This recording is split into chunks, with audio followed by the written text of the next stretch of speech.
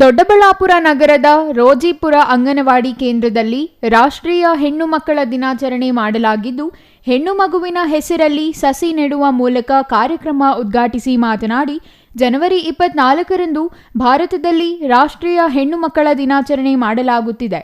ಉಜ್ವಲ ನಾಳೆಗಾಗಿ ಹೆಣ್ಣು ಮಕ್ಕಳ ಸಬಲೀಕರಣ ಎಂಬ ವಿಷಯದ ಮೇಲೆ 2008ರಿಂದ ಹೆಣ್ಣು ಮಕ್ಕಳ ದಿನ ಆಚರಿಸಲಾಗುತ್ತಿದೆ ಎಂದು ಘಾಟಿ ಸುಬ್ರಹ್ಮಣ್ಯ ಕ್ಷೇತ್ರ ಅಭಿವೃದ್ಧಿ ಪ್ರಾಧಿಕಾರದ ಸದಸ್ಯ ಆರ್.ವಿ. ಮಹೇಶ್ ಕುಮಾರ್ ತಿಳಿಸಿದರು.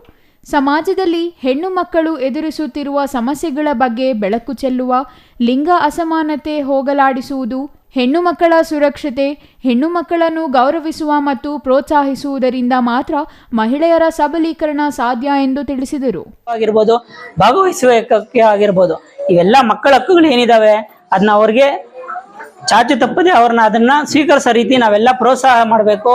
ಹಾಗಾಗಿ ಮುಖ್ಯ ಉದ್ದೇಶ ಇಷ್ಟೇ, ಹೆಣ್ಣು ಮಕ್ಕಳನ್ನ ರಕ್ಷಣೆ ಮಾಡಬೇಕು, ಓದಿಸ್ಬೇಕು, ಉನ್ನತ ಶಿಕ್ಷಣದಲ್ಲಿ ಹೆಚ್ಚು ಭಾಗವಹಿಸಬೇಕು. ಹಲವಾರು ಕ್ಷೇತ್ರದಲ್ಲಿ ಈಗಾಗಲೇ ನೋಡಿರ್ಬೋದು, ಇಂಥ ಹೆಣ್ಣು ಮಗು ಯಾವುದೇ ಒಂದು ಕ್ಷೇತ್ರನ ಬಿಟ್ಟು ಸಮಾಜದ ಹೊರಗುಳಿದಿಲ್ಲ, ಎಲ್ಲಾ ಕ್ಷೇತ್ರದಲ್ಲಿದೆ. ಈಗ ಮೊದಲನೇ ರಾಷ್ಟ್ರಪತಿ ಅಂತ ಪ್ರತಿಭಾ ಪಾಟೀಲ್ ಅವರು ಅಧಿಕಾರ ವಹಿಸಿದ್ದಾರೆ. ಅದೇ ರೀತಿ ಪ್ರಧಾನಮಂತ್ರಿ ಇಂದಿರಾ ಗಾಂಧಿ ಅವರು ಮೊದಲನೇ ಹೆಣ್ಣು ಮಗುವಾಗಿ ಕೆಲಸ ಮಾಡಿದ್ದಾರೆ. ಅದೇ ರೀತಿ ಉತ್ತರ ಪ್ರದೇಶದಲ್ಲಿ ಸುಚಿತಾ ಕೃಪಲಾನಿ ಅವರು ಮಹಿಳಾ ಮೊದಲ ಮುಖ್ಯಮಂತ್ರಿಯಾಗಿ ಕಾರ್ಯನಿರ್ವಹಿಸಿದ್ದಾರೆ. ಎಲ್ಲಾ ಕ್ಷೇತ್ರದಲ್ಲೂ, ಬಾಹ್ಯಾಕಾಶ ಕ್ಷೇತ್ರದಲ್ಲಿ ಸುನೀತಾ ವಿಲಿಯಮ್ಸ್ ಆಗಿರ್ಬೋದು, ಅದೇ ರೀತಿ ಎಲ್ಲಾ ಕ್ಷೇತ್ರದಲ್ಲಿ ಇಂಥ ಕ್ಷೇತ್ರದಲ್ಲಿ ಹೆಣ್ಮಕ್ಳು ಹಿಂದುಳಿದಿಲ್ಲ ಅನ್ನೋದು ಹೇಳಂಗಿಲ್ಲ, ಎಲ್ಲಾ ಕ್ಷೇತ್ರದಲ್ಲಿದ್ದಾರೆ. ಅದೇ ರೀತಿ ಸಮಾಜದಲ್ಲಿ ಅವ್ರನ್ನ ನೋಡುವಂಥ ದೃಷ್ಟಿಕೋನ ಮತ್ತು ಅವ್ರನ್ನ ಸ್ವೀಕರಿಸುವಂಥ ದೃಷ್ಟಿಕೋನ ಬದಲಾಗಿ ಅವರಿಗೆ ಒಳ್ಳೆಯ ಉತ್ತಮ ಸೌಲಭ್ಯಗಳು, ಸೌಕರ್ಯಗಳು, ಎಲ್ಲ ರೀತಿಯ ಅವರಿಗೆ ಸ್ಥಾನಮಾನ ಗೌರವಗಳನ್ನ ತಲುಪಿಸೋ ನಿಟ್ಟಿನಲ್ಲಿ ನಾವೆಲ್ಲ ಕಾರ್ಯನಿರ್ವಹಿಸಬೇಕು ಅಂತ ಹೇಳ್ತಾ ನನ್ನ ಮಾತನ್ನು.